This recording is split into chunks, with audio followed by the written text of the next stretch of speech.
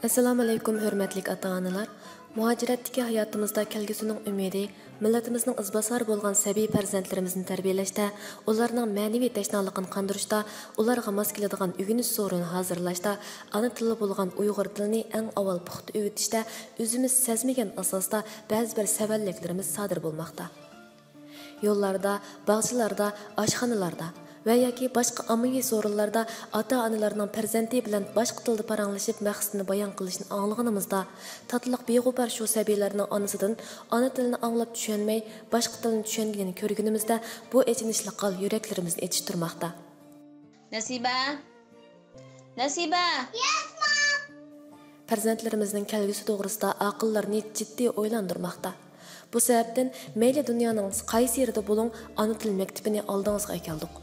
Cho'nglarning o'tilayotgan turk tili, xitoy tili, ingliz tili, matematika darslarimizdan sirt sap ona tilimizda farzandlarimiz uchun ko'ngildagidek so'rin hozirladik. Balalar ona til darsi, balalar ingliz til darsi, balalar matematika darsi sinflarimiz farzand tarbiyasiga ahamiyat beradigan mehribon ota-onalarning yaxshi tanlashi bo'lg'isi. Ona tilimiz uyingizda hokim bo'lsin. Xazinam to'r darsxonasi sizning va farzandlarimizning esil tanlashi bo'lsin. Aloqa Instagram adresimiz xazinam 2020. Facebook adresimiz xazinam darsxonasi. Ota-onalarning biz bilan aloqalashishni so'raymiz. Xazinam to'r til tarbiyalash markazi.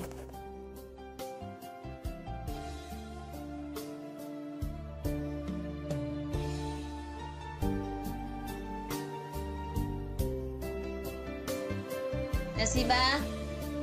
Nasiba! Yes, mom! Ne iş kılavatısınız kızım? Oyuncaklarımla oynuyorum.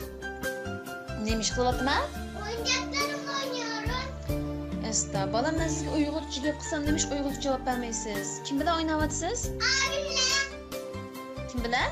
Abim. Allah, akam bilen oynavatım elden balam. Uygurca cevap veren balam da. Tamam. Yana tamam deydim ha balam. Balam bugün nim tamak yiyorlar ben, nim tamak yitey. Mercimek çorbası.